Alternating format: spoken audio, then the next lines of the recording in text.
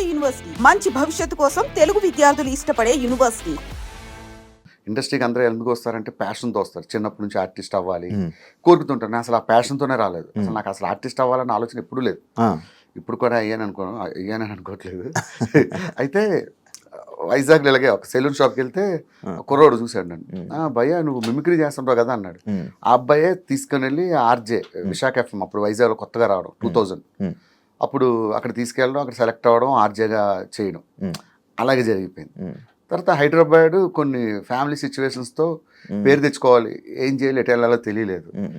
సినిమాల్లో ట్రై చేద్దాం అని చెప్పి వచ్చేయడమే. అర్థమైందా? ఫేమ్ కోసం రావడం, అదే ఏదో ఒకటి మనం సాధించాలని చెప్పి తెలుసు కదా, అందరికీ ఒకటే గోల్ ఉంటుంది, ఏదో విధంగా సక్సెస్ అవ్వాలి. అది ఈ రూపంలో అయింది. ఇప్పుడు నార్మల్గా చాలా మందికి డౌట్, ఎందుకు షేవింగ్ ఫుల్ షేవ్ చేసేస్తావు, ఏం చేస్తాం? ఫస్ట్ అప్పుడు ఏమవుతుందంటే స్టార్టింగ్లో పాపం నాకు పరిస్థితి ఏంటంటే జబర్దస్త్లో లేడీ గెటప్లు ఇచ్చేవారు. మంచిగా గెడ్డాలు మీసాలు పెంచే టైంకి తీయించేసేవారు. సరే అన్నీ అయిపోయి టీమ్ లీడర్ అయ్యి గడ్డాలు మీసాలు పెంచుదామంటే అక్కడక్కడ తెల్ల వెంట్రుకలు వస్తున్నాయి. దీనివరకు క్లీన్ షేవ్ చేసుకుంటే ఏ బాధ లేదుగా. అందుకని ఎప్పుడు చేసుకుంటూ ఉంటావు బ్రో? ఎప్పుడు కాదు, షూటింగ్స్ ఉన్నప్పుడు అదర్వైజ్ నార్మల్గానే ఉంటా. అంటే అప్పట్లో మన ఊర్లో డిఫెన్స్ వాళ్ళు క్లీన్ షేవ్తోనే అసలు నీట్గా ఉంటుంది. షూటింగ్స్ టైంలోనే క్లీన్ షేవ్ చేసుకుంటా. అదర్వైజ్ ఎప్పుడు నార్మల్గానే ఉంటా. అలవాటు అయిపోయింది కాబట్టి రేపు గడ్డంతో వెళ్ళినా కూడా అడిగాడు అంటాడు. నాకు చాలా ఇష్టం మీలాగా, మిమ్మల్ని అందరూ చూసినట్టు చాలా ఏర్స్ వస్తుంది. నేను మీసాలు గడ్డాలు పెంచినా బాగుంది అనుకుంటా. కానీ ఇప్పుడు నేను చూడలేదు బ్రో, ఎప్పుడు చూడలేదు. ట్రై చేస్తాను నెక్స్ట్. ఒకసారి మంచిగా ట్రై చేద్దాం బ్రో. అప్పట్లో నరేష్ని నువ్వే తీసుకొని రావడం, చాలా మంది తీసుకొచ్చావు కదా. మనం చెప్పకూడదు, వాళ్ళు చెప్పాలి. మనం తీసుకొచ్చామని తర్వాత ఇప్పుడు నేను తీసుకొచ్చాను అంటాను, వాడు ఏదో ఇంటర్వ్యూలో కూర్చుంటాడు, అసలు భాస్కర్ ఎవడో తెలియదు అంట. నేను ఎలా అవుతా? ఈ ట్రోలర్స్ కూడా రెండు పక్కన పెట్టి ఇది చేస్తారు. సో వాళ్ళందరూ టాలెంటెడ్ నాకు కనిపించారు, నేను ఎంకరేజ్ చేశాను. ఐఎమ్ నాట్ అ పర్ఫార్మర్, నేను మంచి పర్ఫార్మర్ నేను కాదు, నేను ఒక లిమిటెడ్ ఆర్టిస్ట్. నరేష్ కానీ ఫైమా కానీ నా దగ్గర ట్రైన్ అయిపోయింది, సునామీ సుధాకర్ కానీ ఇలా చాలా మంది. వాళ్ళని చూసి వాళ్ళ మంచి టాలెంట్ ఉండేది, వాళ్ళని ఎట్లా మౌల్డ్ చేయాలని మౌల్డ్ చేశాను అంతే. అప్పట్లో డిజిటల్ మీడియాలో వైరల్ అయిన వాళ్ళు కూడా అప్పుడు మీరు తీసుకురావడం, మీరే ఫస్ట్ తీసుకొని రావడం. అది కూడా నా ఫోర్స్ ఏం కాదు, మా వాళ్ళు చెప్పేవారు డైరెక్షన్ డిపార్ట్మెంట్. ఈ వైరల్ అయిన వాళ్ళు ఎలా ఉంటారంటే ఆ క్షణమే లైఫ్లో రెండు ఉంటాయి, పెద్ద పేరు వచ్చాయి, కష్టపడి వచ్చి పేరు సంపాదించుకున్నాడు, వాడు లైఫ్ టైం ఉంటాడు. సడన్ గా పేరు వస్తుంది ఒక డైలాగ్తో, వాళ్ళని యూజ్ ఎంతరు మళ్ళీ తరతాలు కనబడరు. నేను చెప్పిన మా వాళ్ళు వినేవాళ్ళు కాదు. తీసుకురండి భాస్కర్ మీ స్కిట్లో పెట్టండి అంటే తీసుకొచ్చేవాడిని. వాళ్ళు ఒక ఎపిసోడ్ చేసేవారు, తర్వాత అడ్రస్ లేకుండా పోయేవారు. అవును, అంటే యాక్చువల్లీ బేసిక్గా అది రీజన్ అడగడానికి ఏంటంటే, నరేష్ అసలు కనిపించట్లే. అంటే అది ఎందువల్ల అంటే ఏమైనా అంటే గర్వం పెరిగా, లేకపోతే అవకాశాలు ఎక్కువ వస్తున్నాయి, ఫేమ్ ఎక్కువ వచ్చేసింది అని చెప్పి ఇదా, ఎందుకు సడన్ గా? యాక్చువల్గా వాడి గురించి ఓపెన్ గా చెప్పాలంటే వాడు చాలా కమర్షియల్. ఎంత కమర్షియల్ అంటే, అరే నరేష్ మా తాత చచ్చిపోయాడు రారా అంటే, అన్న పెట్రోల్ డబ్బులు ఒక 1000 రూపాయలు ఫోన్పే చేయన్న ఫస్ట్ అంటాడు. సొంత మా తాత చచ్చిపోయాడు. సో వాడి మెంటాలిటీ, వాడి స్టేజ్ అలాంటిది. సో వాడిని అనడానికి ఏం లేదు. వాడు చాలా జాగ్రత్త పరుడు, వాడిని చూసి చాలా నేర్చుకోవాలి మనలాంటి వాళ్ళు.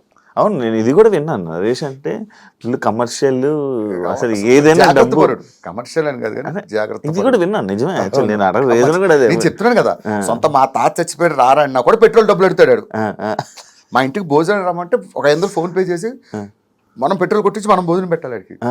వాడు అంత స్ట్రిక్ట్ ఉంటాడు. అండ్ ఇంకోటి, నేను ఇది రీజన్ ఒకటి ఉంది బ్రో, వీళ్ళందరినీ తీసుకురావడం ఇది అంటే, ఇలా వీళ్ళందరినీ తీసుకొని రావడం, జబర్దస్త్కి ఇలా తీసుకొని రావడం వల్లనే జబర్దస్త్ కొంచెం అలా దిగింది అని అంటే యాక్సెప్ట్ చేస్తావా?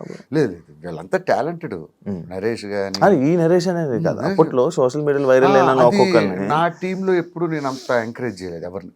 ఒక 2-3 డైరెక్టర్ ఫోర్స్ వాళ్ళు తీసుకొచ్చి పెట్టాను తప్ప, వాళ్ళని తీసుకురావడం వల్ల జబర్దస్త్ డౌన్ అయిందంటే ఇప్పుడు సక్సెస్ అనేది ఎవరి చేతిలో ఉంటుంది? టీమ్ లీడర్ చేతిలో ఉంటుంది. వాడి స్కిట్ బాగా చేయలేక ఆడవాడి మీద తోసేయడం కరెక్ట్ కాదని నా ఫీలింగ్. వాడి వల్ల అయిపోయింది అట్లా ఇప్పుడు అనుకోరు. సక్సెస్ వచ్చినా ఫెయిల్యూర్ వచ్చినా అది ఈక్వల్ గా ఫేస్ చేయాల్సింది టీమ్ లీడర్. ఎందుకు బ్రో సోషల్ మీడియాకి దూరం ఉంటాం? నార్మల్ గా ఇన్స్టాగ్రామ్, సోషల్ మీడియాకి అసలు యూట్యూబ్ అంటే ఇప్పుడు వరకు యూట్యూబ్ అని కానీ ఇది చెప్తా శివ ఫ్రాంక్ గా, సోషల్ మీడియాలోకి వెళ్ళడం ఏంటంటే బట్టలిప్పి రోడ్డు మీదకి రావడం లాంటిది. నిజంగా నువ్వు బట్టలు ఎక్కడ చేంజ్ చేసుకోవాలి, బెడ్రూమ్లో చేంజ్ చేసుకోవాలి. రోడ్ మీద చేంజ్ చేసుకుంటే ఏమవుతుంది, ప్రతి వాడు అడుగుతాడు నేను. అర్థమైందా? ప్రతి వాడు క్వశ్చన్ చేస్తాడు. అలా బయటకు రావడం ఎందుకు, ఒకటి అనిపించుకోవడం ఎందుకు? ఇప్పుడు ఒకడు ఉంటాడు, వాడు వాళ్ళ ఆవిడతో కలిపి ఏదో చేస్తాడు. ఈరోజు మా ఆవిడ ఏముంటుందో తెలుసా చూడండి అంటే కింద వాడు కామెంట్ పెడతాడు, అన్న మీ ఆవిడ నడుము మీద పుట్టుమచ్చి బాగుందన్న అంటాడు. అవసరమా? అంటే అందరూ పాజిటివ్గా పెడతారని కదా, ఎవడో ఒకడు ఉంటారు.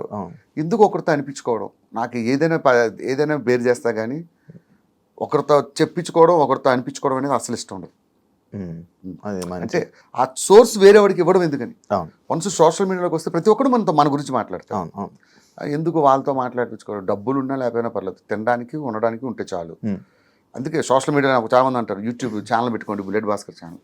వద్దు అలాంటి అసలు వాటి జోలికే పోను. అంటే జబర్దస్త్ ఒక సెక్టర్ ఆఫ్ పీపుల్ చూడడం మానేశారు. అసలు ఆ జబర్దస్త్ అయిపోయిందా టైం అయిపోయిందా అని చెప్పి మానేయడం జరిగింది. దాన్ని యాక్సెప్ట్ చేస్తావా? ఎందుకు రీజన్? 100% ఎవరైనా యాక్సెప్ట్ చేస్తారు, నేనే కాదు. అది మనం జబర్దస్త్ పని అయిపోలేదు, ఇది అయిపోయినా గొప్పగా చెప్పగలం. జబర్దస్త్కి ఇప్పటికీ మంచి ఫ్యాన్ బేస్ ఉంది. కాకపోతే సమ్ సెక్టర్ ఆఫ్, నువ్వు చెప్పినట్టు సమ్ ఏజింగ్ పీపుల్ కొంతమంది దూరం అయ్యారనే సంగతి కరెక్టే. అది ఇప్పుడు ఏంది శివ, ఇప్పుడు వచ్చి ఎన్ని సంవత్సరాలు అవుతుంది? 12 years. 12 years నాన్ స్టాప్గా సక్సెస్ అవడమే ఒక గ్రేట్. నాకు తెలిసి ప్రపంచం మొత్తం మీద నాన్ స్టాప్గా 12 years కంటిన్యూగా రన్ అయిన షో ఒక్కటి చూపించు, ఎనీ వరల్డ్ ఎనీ ఛానల్, ఒక జబర్దస్త్ మాత్రమే. సో ఆటోమేటిక్గా డౌన్ఫాల్ అనేది దేనికైనా ఉంటుంది. కాకపోతే దీనికి 12 years తర్వాత కొంచెం వచ్చినందుకు మనం ఆనందించాలి.